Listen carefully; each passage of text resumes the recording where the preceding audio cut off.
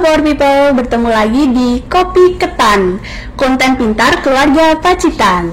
Oke, podcast kali ini kita akan membawakan warna yang baru karena pada podcast pagi hari ini kita bertema tentang berkarir di pembangkitan. Nah, tentu saja saya juga tidak sendiri karena hari ini ada bintang tamu yang spesial dari artis UP Pacitan. Itu ada Bapak Indra selaku manajer keuangan dan administrasi unit pembangkitan Pacitan. Kalau kata pepatah itu tak kenal maka tak sayang. Jadi langsung saja ya kita kenalan langsung sama Pak Indra. Halo Pak Indra. Selamat pagi Mbak Arit. Selamat pagi Pak Indra. Pagi, Mbak. Gimana Pak kabarnya? Alhamdulillah baik, luar biasa Mbak. Luar biasa. Kesibukan hari ini apa saja Pak? Kesibukan hari ini sedang membuat memori serah terima jabatan. Oh, ya, apa nih Pak? Karena per 1 April 2024 saya ditugaskan di UP Berantas Mbak Arit. Oh, yes. Ada amanah baru ya Bapak? Yes, yang lebih challenging tentunya. Oh, lebih challenging. Ini pemirsa ini podcast ini mau kenal lebih dalam buat Pak Indra. Mungkin kita akan mengulik sedikit tentang Pak Indra. Gimana Pak Indra? Oke, silakan. Oke, ya. Kalau dari logatnya ini sepertinya Pak Indra bukan asli di Pacitan ya Pak? Ya, saya Madura asli Mbak. Oh, Madura asli, Madura Pride. Ya, dari kalau katanya orang-orang. Oh iya, Madura negeri. Maduranya di mana Bapak? Saya di Pamekasan Mbak. Di Pamekasan. Ya. Keluarga juga ikut ke sini Pak? Keluarga dari awal berkarir tinggal di Pamekasan. Di Pamekasan, berarti ini LDR ya Pak bersama bukan keluarga? LDR tapi LDM. Oh LDM merit ya? Long distance merit. Iya betul sekali. Oh berarti Bapak singgahnya di dormitory? Yes. Di dormitory. Ini berbicara tentang Madura, berarti Bapak dari kecil pendidikannya dan lainnya itu di Madura Pak? Yes, jadi dari SD, SMP, SMA itu di Madura, cuma hijrah ke Surabaya ketika kuliah aja Mbak Aris. Oh di Surabaya, terus untuk pertama kali berkarir bekerjanya ditempatkan di? Oh ya, jadi kalau ngomong-ngomong tentang karir ya Mbak Aris ya, saya tuh pertama masuk PJB itu di 23 Juni 2013.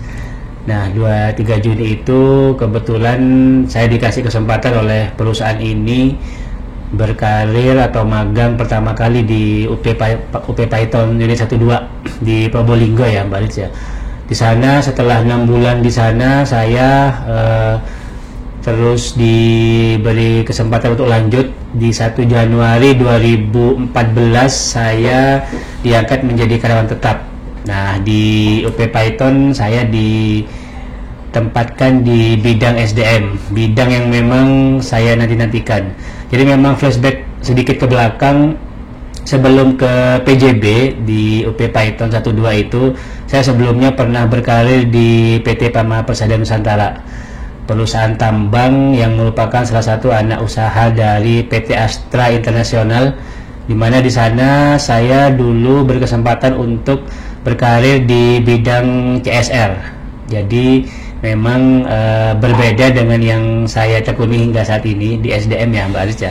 Tapi dengan dulu di PAMA mendapat pengalaman yang sungguh luar biasa, memberikan warna yang baru dalam karir saya Mbak Aris, karena memang kalau CSR itu kan hubungannya dengan eksternal, sedangkan SDM itu internal. Nah, kembali tadi ke UP Python.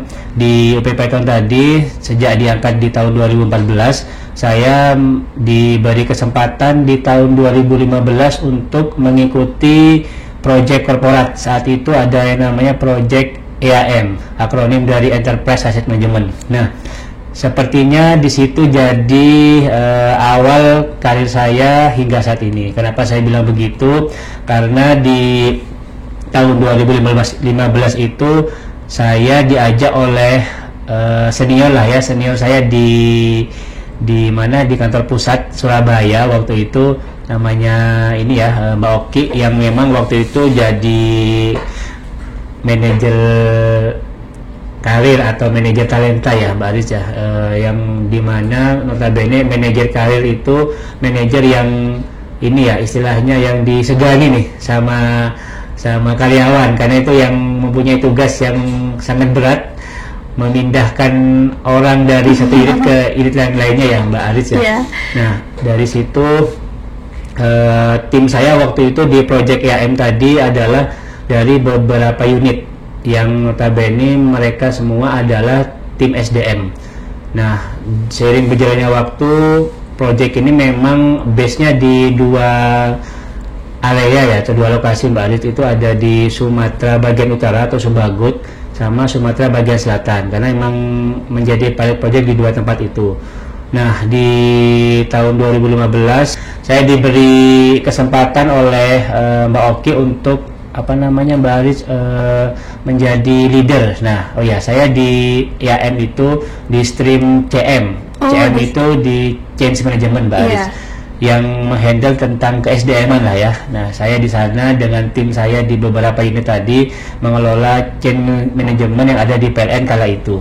Nah, dari pengalaman di EAM tadi, saya mendapatkan pengalaman yang tidak terlupakan mungkin hingga saat ini Mbak Aris ya, karena posisi saya waktu itu masih staff SDM ya, kemudian ikut EAM yang skalanya itu korporat.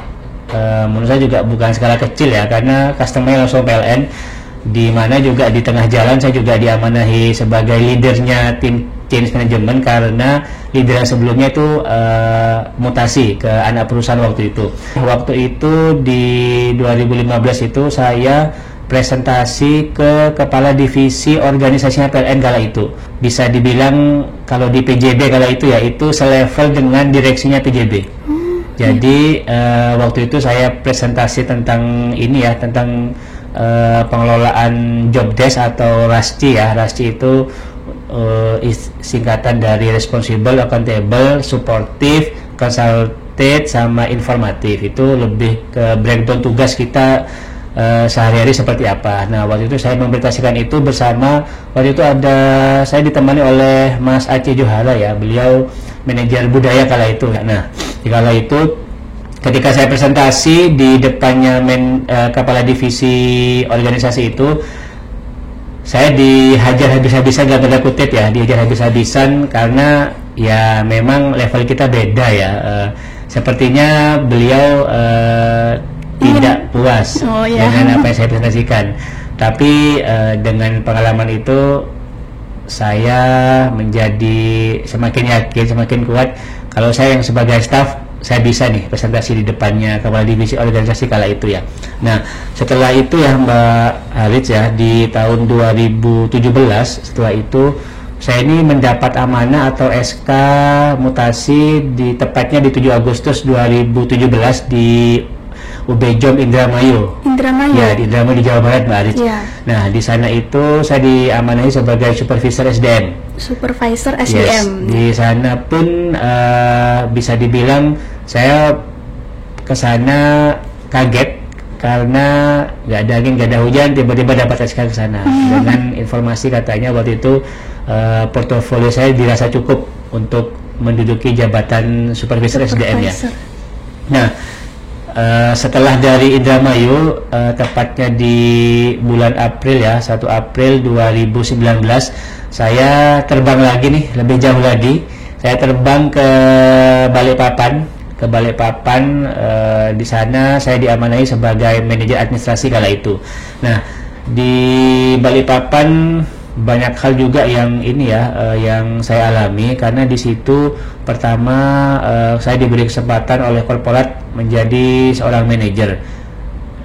Nah dari situ saya mengerti cukup banyak apa yang harus dilakukan oleh seorang manajer. Dituntut kemampuan manajerial yang bagus ya Mbak Alis ya. Di sana juga saya juga ada membawahi SDM, keuangan, terus umum dan CSR, ada gudang juga, ada pengadaan, ada logistiknya ya. Nah seiring berjalannya waktu, tepatnya di 1 Februari 2021 saya terbang lagi nih, alhamdulillah balik ke Jawa.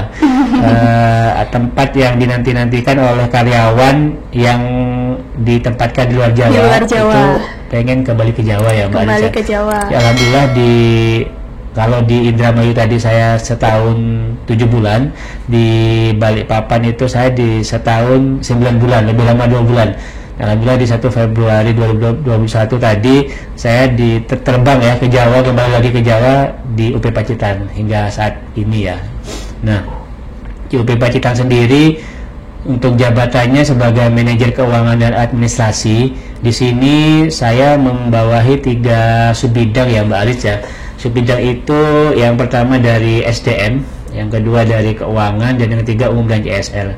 Nah, disitulah saya juga mendapat ambience atau suasana baru di pembangkitan, menghandle teman-teman yang notabene entitasnya berbeda-beda nih Mbak Liz ya. Kalau di UBJOM itu atau UP sekarang ya, UBJOM itu kan unit bisnis jasa operation and maintenance. Karena adanya holding subholding berubah menjadi unit pembangkitan. Nah, memang entitas di UP itu atau ex UBJOM ini sangat kompleks ya. Mulai dari ada PLN Nusantara Power, ada PLN Nusantara Power Services, ada juga Mitra Karya Prima, anak perusahaan dari NP Services, sama juga kita dibantu oleh tenaga alih daya sebagai supporting di masing-masing subbidang yang ada di UP Pacitan. Nah, itu kurang lebih Barit perjalanan karir hingga saat ini, yang pada akhirnya di tanggal 1 April 2024 kemarin saya mendapat penugasan baru di UP Berantas, Mbak. Di UP Berantas. Untuk jabatan yang sama masih. Jabatan yang sama ya, Pak? Manajer keuangan dan administrasi. Oh ya, tapi malah lebih dekat dari Madura ya, Pak? Oh, iya. Secara jarak alhamdulillah lebih dekat. Saya kemarin Google Map itu kurang lebih 5 jam. Kalau dari Pacitan ke Madura itu 8,5 sampai 9 jam. Ini saya hemat jadi 3 jam. Iya, ini rasa Pak auranya, semangatnya ini karena lebih dekat dengan keluarga tentunya. Nah, berbicara tentang tadi Pak masuk ke UP Pacitan juga. Nah, kebetulan itu juga posisinya itu sama yang di Indramayu ya Pak, jadi manajer ya, manajer KD. Ini sama dengan yang mirip dengan yang ada di Balikpapan. Balikpapan, mohon maaf, Balikpapan. Nah, itu tantangannya pertama kali waktu menginjakan UP Pacitan. Ini dulu Pak, tantangan waktu pertama kali di Pacitan gitu. Kalau ngomong tantangan, setiap unit itu pasti ada tantangan masing-masing ya Mbak Ica. Bahkan memang ini belum masuk Berantas saja sudah dapat inputan banyak. Tapi itu menarik sekali ya. Kalau kita flashback awal masuk Pacitan itu, sebenarnya tantangan yang paling besar itu adalah menurut saya Mbak Anisca, itu adalah merubah budaya yang dalam tanda kutip biasanya. Karena yang saya lihat 3 tahun 1 bulan ini, saya melihat teman-teman itu sering tidak jarang mengatakan, oh ini biasanya seperti ini Pak, oh ini biasa seperti ini. Itu kan artinya teman-teman itu membenarkan yang biasa ya, bukan membiasakan yang benar, menormalisasikan yang biasa. Nah, jadi dari situ banyak hal yang ya mungkin tidak banyak yang balik ya untuk legacy yang sudah saya tinggalkan di sini. Yang penting niat saya baik, karena pesan Mbak Oki, karena Mbak Oki sampai saat ini tuh menurut saya tetap jadikan beliau sebagai guru ya, karena selain sosok yang smart, beliau juga memotivasi saya. Beliau bilang, Dra, dimanapun kamu berada jangan takut, kalau kamu benar lakukan saja ya. Tapi ya tetap harus ada ini ya Mbak ya, tetap ada satu dan lain hal yang perlu kita menyesuaikan dengan kearifan lokal kita berada. Tantangan lainnya selain itu, saya pikir kita mempunyai bonus demografi ya Mbak Alis ya di Pacitan, dengan yang notabene karyawannya Mbak ya, karyawannya itu memang banyak dari kaum milenial. Nah, terus selain itu letak Pacitan yang berkelok-kelok gini ya, yang hingga saat ini pun saya ketika pulang pergi itu masih pusing Mbak, ketika saya melintasi dari PLTU hingga ke Tulungagung itu masih pusing Mbak. Tapi memang dari situ banyak cerita ya, karena kembali tadi yang bonus demografi, memang saya merasakan dengan atmosfer yang ada di sini itu teman-teman mudah Mbak, saya arahkan di situ. Kenapa saya bilang mudah? Karena teman-teman juga tipikal yang adaptasinya tinggi, juga mau belajar, dan juga ketika diarahkan cepat Mbak untuk pahamnya. Jadi sebenarnya itu yang menjadi tantangan tersendiri ketika ada tim yang ketika kita arahkan masih belum langsung speed up, tapi itu berproses. Tapi saya pikir hingga saat ini pun tantangan itu berubah menjadi sesuatu yang positif. Dari saya pikir dan saya harap teman-teman bisa merasakan apa yang sudah saya dan teman-teman upayakan selama ini ya Mbak ya, yang jelas untuk goal yang sama, yaitu untuk pencapaian kinerja unit kalau di UP Pacitan ya.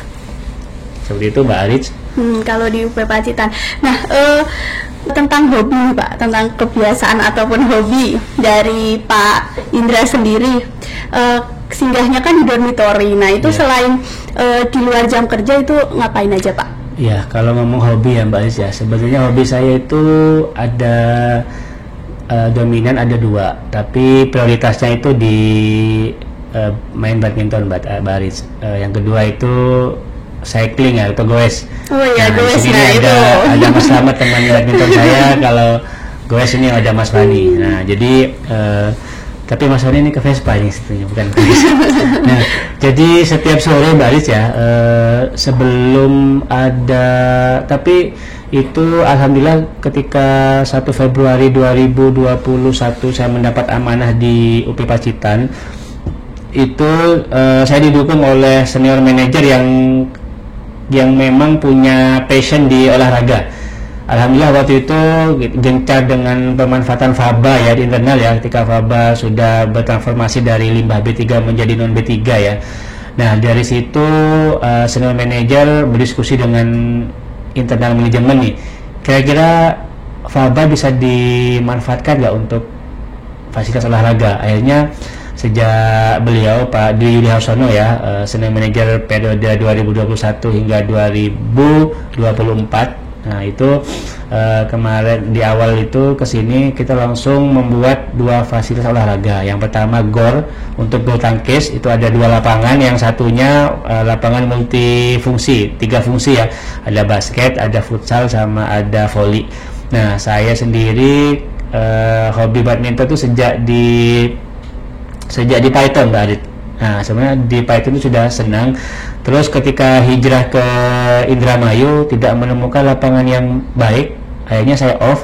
Kemudian pernah di Balikpapan main sekali, itu pun waktu COVID dan tidak maksimal. Alhamdulillah akhirnya menemukan passion itu lagi di UP Pacitan. Nah, banyak teman-teman ini, jadi teman-teman itu kalau badminton itu kayaknya jam 4 itu langsung buru-buru ke karena terlalu semangatnya ya Pak. Semangatnya kayak kalau datangnya saya 5 nanti ngantrinya lama.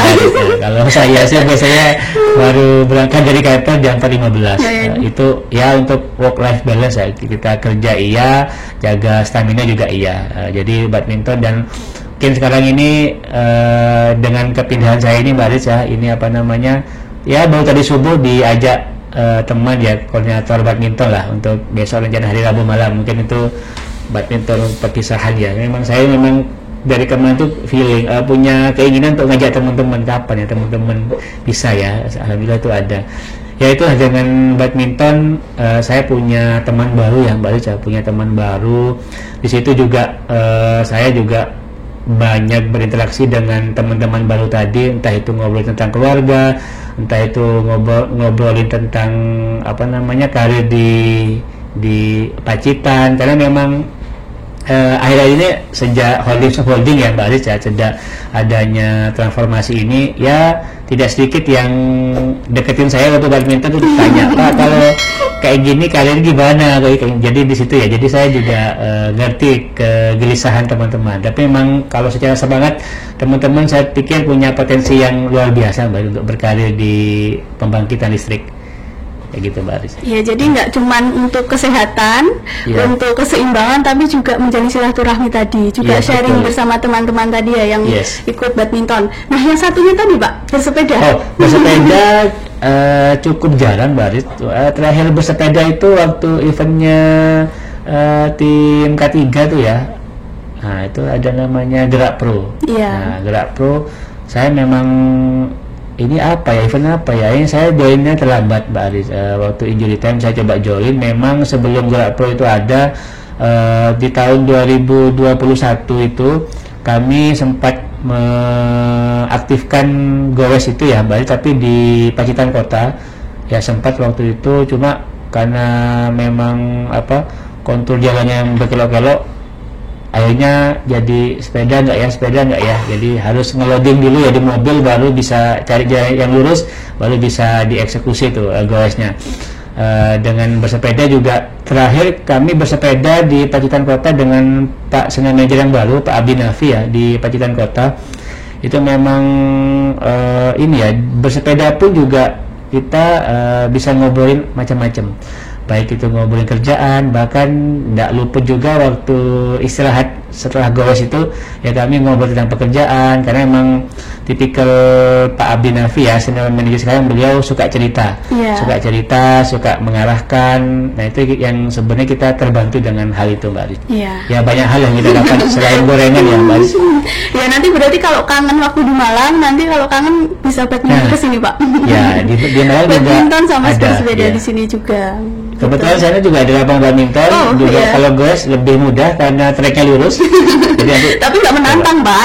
Kalau di Malang udah biasa bersepeda di Malang, tapi kalau bersepeda di Pacitan, wah luar biasa sekali bersepeda di Pacitan gitu. Oke Bapak, ini di depan kita kok ada yang emas-emas, hitam-hitam, ini apa ini Bapak? Jadi ini ya Mbak Aris ya, sebenarnya ada satu hal yang ingin saya sampaikan ke teman-teman juga Mbak Aris. Dimanapun kita berada, saya pikir kita tetap harus mempunyai mindset apa sih legacy yang bisa kita tinggalkan. Jangan sampai keberadaan kita di unit kita berada, kita menjadi troublemaker, jadi provokator, intinya tong kosong lah, tidak menghasilkan apa-apa. Nah, alhamdulillah sejak bergabung di 2021 tadi di Pacitan, tapi lebih tepatnya di tahun 2022 ya, saya dan tim saya, khususnya di teman-teman umum dan CSR, alhamdulillah kami mengikuti beberapa event ya, mulai dari yang namanya CSR Award-nya versi PLN Nusantara Power, ada juga itu waktu itu kalau tidak salah kami di tahun 2022 untuk CSR Award pemanfaatan faba Mbak Aris, kami mendapat peringkat 1. Nah terus di tahun yang sama kami juga mengikuti CID Award-nya PLN. CID Award itu Community Involvement Development, sama lah kalau lebih kayak TJSL ya, tanggung jawab sosial dan lingkungan. Itu kalau tidak salah waktu itu di tahun 2022 kami bisa meraih juara 2. Nah di tahun 2023 seperti yang Mbak Aris ini ya, ini kalau ini yang mana Bapak ini? Yang ini dulu nih. Nah ini di top CSR ya Mbak Aris ya. Di top CSR ini kami juga berhasil meraih bintang 4 ya. Nah ini waktu itu ceritanya kami itu cari informasi untuk penghargaan. Kenapa penghargaan ini kami usahakan? Karena menurut kami itu bergengsi sekali ya. Selain top CSR bintang 4 ini, kami juga mendapatkan top CSR Commitment Leader ya. Jadi waktu itu Pak Dwi Juli mendapatkan apresiasi itu, cukup membanggakan menurut saya. Terus ini juga di tahun 2023 juga. Nah, Local Hero ya. Ini di CID Award. Kalau yang sebelumnya program, tapi kalau yang di tahun 2023 ini lebih ke Local Hero. Kami juga juara 3 Local Hero ya. Ini Local Hero of the Year ya. Kami waktu itu punya Local Hero dari program Kampung Iklim ya, sebagai binaan dari TJSL-nya UP Pacitan. Dan ini juga ada CSR Outlook Award ya tahun 2023. Kami di situ mendapatkan Best Practice in Creating Self Value. Itu yang kami angkat waktu itu pemanfaatan faba ya, karena memang di tahun 2021 faba itu sudah bisa di CSR kan ya, baik ke masyarakat. Nah dan yang terakhir juga di tahun 2023 lalu saya juga alhamdulillah punya kesempatan membuat buku ini ya, dengan teman-teman. Judulnya ini lihat, Creating Self Value, pemanfaatan faba Pelgo Pacitan. Nah ini ditulis sebenarnya juga untuk memotivasi diri saya dan teman-teman. Kalau dari diri saya sendiri, bahwa memang apa yang sudah saya dapatkan selama di Pacitan, saya pikir perlu didokumentasikan agar siapa tahu nanti ada teman-teman yang membutuhkan buku ini tidak lepas juga dari teman-teman PKL ya, dengan mereka butuh referensi ya. Ini bisa diakses di Perpus, ini juga sudah mempunyai ISBN. Ini ya kalau terjual mungkin saya dapat royalti ya dari penjualan buku ini ya. Nah, selain itu untuk teman-teman sendiri, saya pikir untuk teman-teman bisa menjadi motivasi kalau memang tidak banyak orang yang bisa bekerja, yang bisa mengkonversi apa yang dia kerjakan menjadi sebuah tulisan.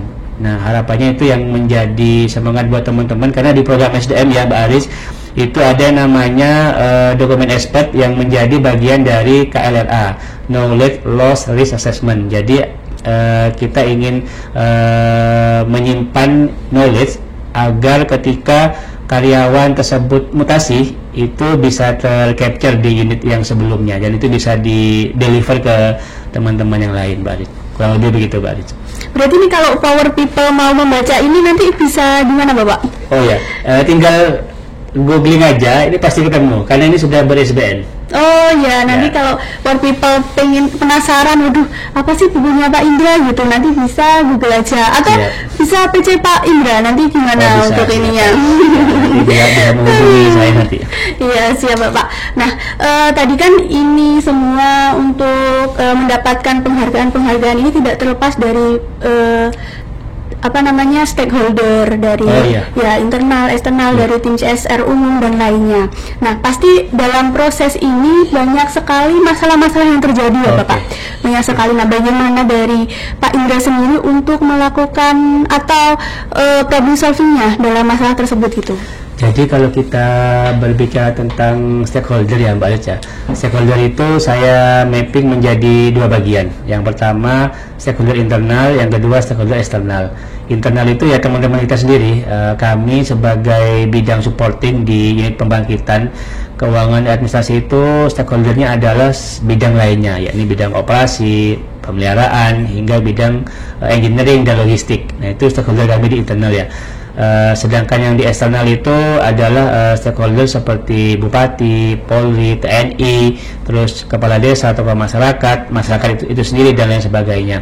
Ketika ada permasalahan di internal itu menurut saya lebih mudah untuk mencari problem solvingnya, karena notabene kita masih ada di lokasi yang sama, aturan yang sama, dan saya pikir ada di semangat yang sama ya. Jadi ketika ada permasalahan, misal ada kami berkolaborasi tentang karya inovasi nih dengan tim engineering yang notabene kita masih punya PR besar di inovasi itu, ketika ada yang dirasa kurang optimal ya kita diskusi aja, cari win-win solution seperti apa. Contohnya kalau di eksternal Mbak Alit ya, kalau di eksternal itu kita yang paling challenging menurut saya ketika kita menghadapi stakeholder yang punya keinginan A, B, C dan seterusnya ya. Gimana caranya menghadapi stakeholder yang seperti itu? Yang jelas hubungan baik dengan stakeholder itu sangat menentukan keberlangsungan proses bisnis pembangkit listrik Mbak Aris, karena memang secara pembangkit, secara proses bisnis kita itu tidak lepas dari masyarakat ya. Nah, jadi gimana caranya kita bisa memanage stakeholder ya, kita kalau bisa ada kita ngopi bareng, kalau kita bisa ngajak goes ya kita goes bareng. Kita pernah juga badminton bareng dengan Polres Pacitan, itu sudah pernah kami lakukan. Terus kami juga sudah diskusi dengan media, karena media juga bisa membantu kami dalam memberikan berita positif ke masyarakat. Mungkin seperti itu Mbak. Berarti pada intinya itu pendekatannya nggak terlalu kaku gitu ya Pak, lebih fleksibel. Ya. Apa yang bisa celah untuk kita masuk di dalamnya gitu. Ya. Oke Pak Indra, pertanyaan terakhir itu tentang bahwa manusia itu tidak ada yang sempurna, pasti ada kekurangan dan ada juga kelebihan. Nah, kekurangan dan kelebihan Pak Indra ini apa saja sih Pak? Oke, kalau berbicara kekurangan dan kelebihan ya, kekurangan dulu ya Mbak ya. Jadi kalau menurut saya kekurangan saya yang paling dominan adalah saya tipikal orang yang pelupa. Nah, karena lupa, saya setiap pekerjaan saya mesti membuat have to do list saya Mbak ya, di catatan saya, baik itu di Excel ataupun di di tab saya Mbak ya, di note itu saya buat tulis saya apa yang akan saya sampaikan, deadline apa yang saya harus penuhi. Selain itu saya juga mencatatnya di Google Calendar ya Mbak ya, karena memang itu sangat membantu ya. Itu yang pertama. Pelupa, kekurangan saya. Yang kedua, kekurangan saya kurang ganteng udah pasti. Terus yang ketiga, ganteng lah Pak, kan udah ada istri. Kekurangan saya itu apa ya Mbak Aris ya, kalau kekurangan itu ini Mbak, saya itu terkadang masih ini Mbak, ketika ada sesuatu hal yang kurang sreg di hati saya itu gampang terlihat kalau saya lagi nggak nyaman. Bukan moody ya, saya lebih terlihat kalau nggak nyaman. Ekspresif. Misalnya apa namanya, Mbak Aris ada di tim saya nih ya, Mbak Ali ternyata tidak menyelesaikan dengan cepat sesuai dengan ekspektasi saya itu kayak agak jengkel Mbak Ali. Kadang itu kekurangan seperti itu bisa meletup-letup jadi apa namanya, emosi yang berlebihan, tapi saya pikir kalau di Pacitan masih bisa saya kontrol ya. Itu tidak bisa saya kontrol pernah waktu di kantin dulu di Balikpapan ya, tapi itu sudah close ya. Itu lebih ke pengendalian diri aja Mbak Aris ya. Kekurangan yang lain, saya juga ini nih, kalau tadi hubungan sama dengan karir ya, saya itu sangat kurang dalam hal memahami tentang keuangan nih. Jadi saya itu mesti sedikit-sedikit tanya nih ke asmen keuangan saya, dan saya pikir itu sah-sah saja Mbak Aris, karena dalam sebuah tim kekurangan kita bisa ditutup oleh tim kita sendiri. Ketika kita ada kelebihan, itu yang akan menutup kekurangan tim kita. Ketika kita ada kekurangan, yang menutup kekurangan kita adalah kelebihan di tim kita. Saya pikir itu. Sedangkan untuk kelebihan saya Mbak Aris, menurut saya ini menurut saya aja ya, karena kan kalau kelebihan sebenarnya tidak perlu digembar-gemborkan sebenarnya ya. Takut sombong ya Pak? Ya, karena yang bisa melihat kelebihan dan kekurangan itu adalah orang lain ya Mbak Zaka. Tapi kalau kelebihan saya, menurut saya yang pertama, saya itu dermawan. Tenang aja, nanti saya ketika pindah teman-teman akan saya kasih bingkisan satu-satu Mbak Aris. Amin. Terus, saya juga ya Pak. Minta. Iya. Terus saya spare Mbak Aris. Dan nanti kelewat. Terus enggak, ya, Pak, bercanda Pak. Karena memang ini ya, secara nggak langsung almarhum ayah itu mesti ini ya, waktu itu memang semasa hidup beliau suka berbagi ya. Saya pernah terakhir ketemu beliau itu, beliau pernah sedekah 10.000 ya, sembunyi-sembunyi turun dari mobil sedekah ke orang yang memang dirasa butuh. Nah itu yang paling saya ingat, karena setelah itu itu menjadi motivasi tertinggi saya Mbak dalam hidup saya, karena memang ayah itu istilahnya, kalau tadi ngutip lokal hero ya, itu lokal hero saya banget. Saya bisa jadi seperti ini yang jelas karena jasa ayah saya, pastinya karena doa ibu juga. Bahkan selama ayah masih hidup pun, semasa saya kuliah itu tidak pernah, seingat saya tidak pernah menanyakan gimana kuliahmu, ada kendala gak, malah ini ditanyakan motornya masih bagus gak. Jadi lebih ke arah yang tidak langsung ke pribadi saya. Terus selain itu, selain dermawan, saya pikir saya juga tipikal orang yang mau belajar, juga mau sharing dengan teman-teman. Baik, saya tidak pelit untuk sharing apa yang saya bisa. Saya juga bisa menerima feedback atau inputan dari teman-teman. Selain itu, kelebihan saya apalagi ya, kelebihan itu sebenarnya nggak usah banyak-banyak. Cuma yang jelas kelebihan yang istilahnya yang menurut saya perlu bisa di deliver atau bisa di ATM, ditiru oleh teman-teman adalah kita jangan sampai dalam dunia kerja Mbak Riza, kita jangan sampai ketika kita jengkel sama tim kita, ketika ada hal yang belum sesuai ekspektasi, jangan sampai kita memarahi tim kita itu di depan orang banyak. Itu nggak boleh. Itu akan memberikan dampak yang menurut saya luar biasa. Karena tipikal penerimaan seseorang itu dalam sebuah komunikasi itu beda-beda Mbak Arit. Bisa jadi saya marahin Mbak Arit langsung down di saat itu juga di hadapan teman-teman. Bisa jadi Mbak Arit cuek-cuek aja. Nah, itu yang kita jaga, karena semakin tinggi jabatan kita, tingkat leadership kita semakin tinggi, hati yang dijaga itu semakin banyak. Jadi pesan buat power people semua, saya pikir walaupun saya pernah ada di posisi menjadi tim atau bawahan yang pernah dimarahin di hadapan umum oleh atasan saya pikir itu yang menjadi pengingat buat saya agar dimanapun saya berada, ketika ada permasalahan atau kesalahan di tim saya itu tidak memarahi atau menegur di depan umum. Cukup kita saja berdua face to face, kita kasih tahu, oh kurangmu gini, salahmu gini, kita lakukan perbaikan ke depan seperti apa. Itu Mbak Arit ya, saya pikir semoga apa yang sudah saya legasikan di UP Pacitan itu menjadi motivasi untuk diri saya sendiri, untuk menjadi leader yang lebih baik, leader yang bisa menjaga hati yang lebih banyak, juga bisa siapa tahu ada teman atau tim saya yang nanti bisa mengambil sesuatu yang positif dari saya. Saya pesan untuk teman-teman UP Pacitan terus bergerak dengan adanya ini ya, dengan adanya holding ini, karena memang setiap permasalahan itu yakinlah ada solusinya. Jangan putus asa, terus saja belajar ini. Oh ya, terus saya belajar terutama tentang digital mindset ya. Kita sekarang sudah tidak asing lagi dengan namanya gadget ya, apalagi anak kita juga sudah tidak sedikit yang bermain gadget. Saya pikir itu bisa dioptimalkan dengan bonus demografi karyawan yang rata-rata milenial di sini. Saya pikir itu bisa menjadi power yang luar biasa untuk Pacitan bisa lebih meroket di tahun-tahun ke depan, apalagi dengan senior manager yang punya semangat berbagi. Ya kita follow the leader lah, follow the leader, apa yang beliau apa yang senior manager arahkan, ikuti saja.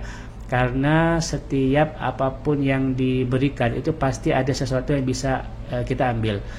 Sebagai closing, saya pernah Mbak Aris di unit sebelumnya ya, saya pernah dibilang kalau saya itu dirasa sudah menampar GM saya waktu itu, sampai akhirnya saya diminta untuk pindah unit. Saya minta Indra ini diganti. Nah sejak itu saya down-nya waktu itu, tapi dengan itu saya merasa oh iya ya, ternyata ada hikmah di balik itu semua. Apa hikmahnya? Yakni apapun yang diberikan oleh leader kita, saya pikir itu menjadi suatu pesan yang bisa kita kita pikirkan, kita renungkan. Oh ternyata pesan ini punya arti ya. Oh ternyata saya harus begini. Dengan dimarahinya saya tadi seperti itu, saya memang saya pikir sejak case itu saya menjadi lebih strong dari yang sebelumnya. Saya juga menjadi pribadi yang lebih kuat dari sebelumnya, dan harapannya nanti bisa lebih mampu dan bisa menjaga ini ya, amanah yang dibebankan kepada saya di berikutnya. Itu aja Mbak Arit, semoga bisa ini ya, memberikan semangat untuk Amin. semua power people yang mendengarkan. Iya, tapi satu fun fact dari saya, mungkin Pak Indra tidak menyadari itu. Pertama kali saya ketemu Pak Indra itu waktu ada acara KSF di Trenggalek di Pantai Kili-Kili. Nah kebetulan saya satu mobil dengan Pak Indra. Nah dari masuk mobil itu saya terkesan gitu, kok Pak Indra bawa buku gitu, bawa buku. Nah di sela-sela perjalanan Pak Indra juga sambil membaca. Terus di sela-sela sambil menunggu peserta KSF itu datang, Pak Indra itu membaca sambil menunggu. Terus saya mengambil kesimpulan, wah sesibuk Pak Indra saja di mana-mana bisa menyempatkan diri untuk membaca, untuk mengupgrade skill mungkin dari ilmunya gitu. Jadi itu salah satu hal yang saya terkesan gitu dari Pak Indra. Dan juga satu lagi itu waktu di Bali. Di Bali itu kebetulan kita satu mobil juga. Itu ada foto kontes ya Pak Indra, Nah Pak Indra itu padahal itu cuman challenge kecil gitu, tapi Pak Indra itu jiwa kompetitifnya sangat kuat. Selalu mengingatkan, ayo Rit, ambil foto. Terus fotonya itu sampai dieditin sama Pak Indra. Akhirnya kita menang ya Pak Indra waktu di Bali itu. Nah, hadiahnya belum kita pakai nih. Iya. Nah, itu salah satu contoh yang bagaimana Pak Indra itu memiliki etos kerja yang sangat tinggi, pengabdiannya dan dedikasinya itu sangat tinggi juga untuk perusahaan. Nah ini terakhir juga mungkin ada pesan-kesan untuk tim atau staff khususnya dari KAD Pak. Oh ya, untuk teman-teman keuangan dan administrasi UP Pacitan, sekali lagi saya mengucapkan terima kasih sebesar-besarnya sudah menjadi bagian dari karir saya di UP Pacitan. Saya tidak menyangka dalam waktu 3 tahun 1 bulan ini kita sudah banyak pencapaian yang bisa kita raih, dan saya pikir jangan berpuas diri, challenge ke depan masih menanti. Silakan yang dari keuangan terus melaksanakan proses keuangan dengan GCG, dari SDM jangan bosan untuk menginternalisasi budaya akhlak. Program-program korporat silakan dilaksanakan dengan sebaik mungkin. Memang SDM ini juga yang menurut saya juga challenge-nya juga tidak ringan karena harus merangkul semua entitas. Dan yang terakhir dari Umum dan CSR, kita tahu bersama kontrak kinerja semakin kompleks. Saya harap dengan nantinya di merger ya antara subbidang umum dan CSR dengan SDM, dengan yang menjadi satu asmen, itu bisa menjadi semangat dan motivasi yang baru untuk teman-teman bisa mempertahankan yang sudah baik dan meningkatkan yang perlu diimprove.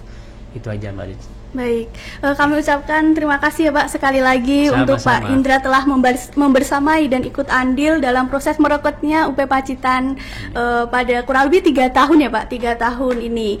Nah, semoga nanti Pak Indra di tempat baru lebih sukses lagi, amin. Lebih bermanfaatnya lebih banyak lagi untuk lingkungan maupun pihak-pihak internal maupun eksternal. Nah, jadi untuk merefresh bincang-bincang kita dapat menyimpulkan bahwa perpisahan tidak hanya meninggalkan kenangan, tetapi juga rasa terima kasih yang mendalam. Dari sukses story-nya Pak Indra tadi, kita dapat memetik bahwa kesuksesan itu berasal dari misi dan tantangan, bukan dari zona nyaman. Terima kasih Power People sudah menonton podcast ini sampai selesai. Sampai ketemu lagi di episode selanjutnya Kopi Ketan. Terima kasih, sampai jumpa.